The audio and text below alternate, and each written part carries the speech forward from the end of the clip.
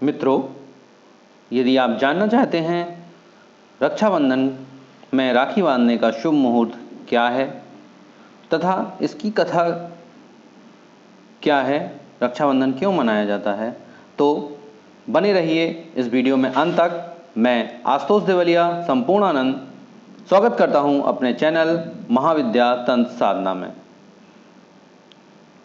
जो रक्षाबंधन का त्यौहार है वो भारत देश में बहुत हर्षोल्लास के साथ मनाया जाता है। इसमें बहनें जो अपने भाई की कलाई पर राखी बांधती हैं और भाई जो हैं बहनों की रक्षा का वचन देते हैं। तो ये त्यौहार श्रावण मास की पूर्णिमा पर मनाया जाता है, जो कि 3 अगस्त को आ रहा है। इस दिन जो है शुभ मुहूर्त के बारे में आपको बता दें, भद्रा जो है 9:29 तक रहेगी और उत्तर आषाढ़ा नक्षत्र जो है 7:20 तक सुबह रहेगा। श्रावण नक्षत्र जो है 7:20 के बाद लग जाएगा। तो 9:30 के सुबह 9:30 से रात को 8:30 बजे के बीच में आप कभी भी राखी बंधवा सकते हैं। अगर इसमें विशेष शुभ मुहूर्त की बात की जाए तो 9:30 से 10:30 के बीच में, 1:30 से 3 बजे के बीच में और 4:30 से 6 बजे के बीच में विशेष शुभ मुहूर्त हैं। इसमें इस साल 29 साल बाद एक विशेष आयुष्मान योग बन रहा है। ठीक है, सूर्य जो है शनि के साथ सप्तक योग बना रहा है, प्रीति योग बन रहा है, स्वार्थ सिद्धि योग बन रहा है और चंद्रमा जो है मकर राशि में है। ये तो हो गई आपके मुहूर्त की बात। अब अपन बात करते हैं रक्षाबंधन क्यों मनाया जाता है। तो रक्षाबंधन के बनाने के लिए जो कथा है वो है राजा बलि के बारे में।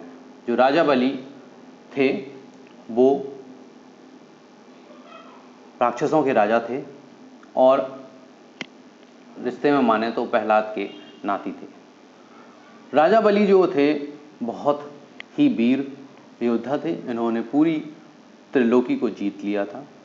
जब उन्होंने त्रिलोकी को जीत लिया, इंद्र को हरा दिया, समस्त यज्ञ फल का भोग करने लगे, तो इंद्र को जो है दिक्कत हुई और वो विष्णु जी के पास गए। भगवान विष्णु जो थे, अब बलि कोई क्रूर राजा नहीं थे कि बहुत राक्षस हों। बलि जो है एक सात्विक प्रकृति के थे। राक्षस तो थे लेकिन सात्विक प्रकृति थे। युद्ध से उन्हें जीतना उतना आसान ना था जैसे और राक्षसों का वध किया गया था। और बलि जो हैं जिनको कहते हैं, जिस तरह से अपने हनुमान जी हैं और अमर हैं, उसी तरह बलि भी अमर हैं। अमर पुरुषों में बलि का नाम है, वरदान भी है उन्हें। तो विष्णु भगवान ने इसके लिए दूसरा अवतार लिया जिसको वामन अवतार कहते हैं। उन्होंने एक नाटिका के ब्राह्मण का भेष लिया। जब बलि यज्ञ कर रहे थे तो या उनसे संकल्प में दान स्वरूप 3 पग धरती मांगी और बलि ने सहर्ष 3 पग धरती दे दी। शुक्राचार्य के रोकने के बावजूद उन्होंने विष्णु भगवान को दान कर दिया। जब बलि ने विष्णु भगवान को 3 पग धरती दे दी तो 3 पग में उन्होंने पूरा त्रिलोक नाप लिया। 2 पग में, एक पग में धरती, 1 पग में आकाश और 1 पग में उन्होंने बलि के सिर पर रखा।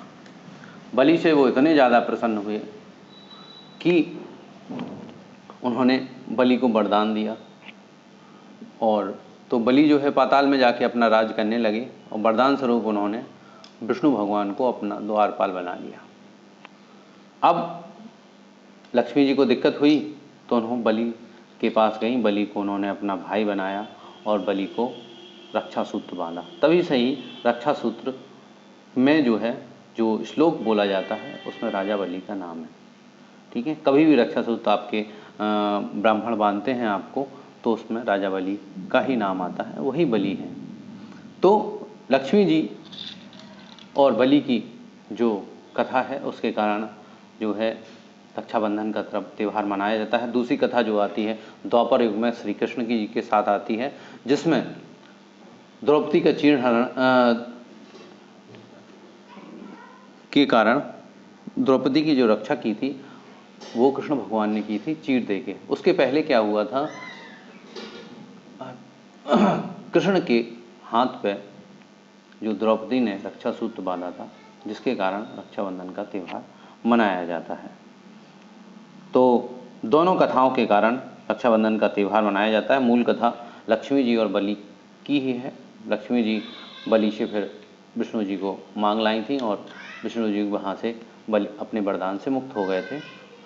तो रक्षाबंधन मनाइए, खुश रहिए, और ये शुभ मुहूर्त है, शुभ मुहूर्त में राखी बांधें, और जय माई की।